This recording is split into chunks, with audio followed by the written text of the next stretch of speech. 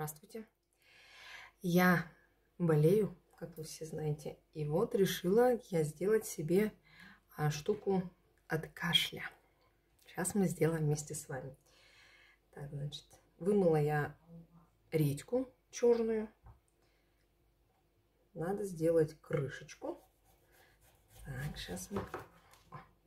Это вот у нас крышка. Пахнет вкусно, кстати. Так, теперь нам нужно выковырять вот это вот местечко. Выковыряем это местечко, чтобы положить туда мед. Так.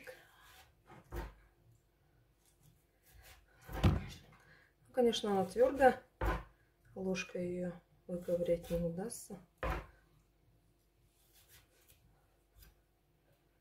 Так. Главное, дно не проткнуть. Да, ножик тут взяла как меч. О. Ну, не без этого. Как с чашкой. Так.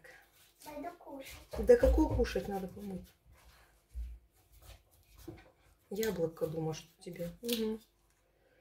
А я это ем. Понюхай, как яблоко пахнет. Это что? Невкусно? Так, сейчас возьмем ложечку. Даже иногда страшно брать посуду, потому что мой помощник иногда так моет посуду, что страшно ее брать, как бы не выскочила из рук. Знаете, живет как Вовка в тридевятом царстве. Ай, так сойдет. Так помыл, да и ладно. Вот так и живем. Главное, вымыл дно. Независимо чашка, тарелка, бока вообще. А это что? Это еда. Кстати, если кто-то делал мед в редьке, пишите, помогло или нет.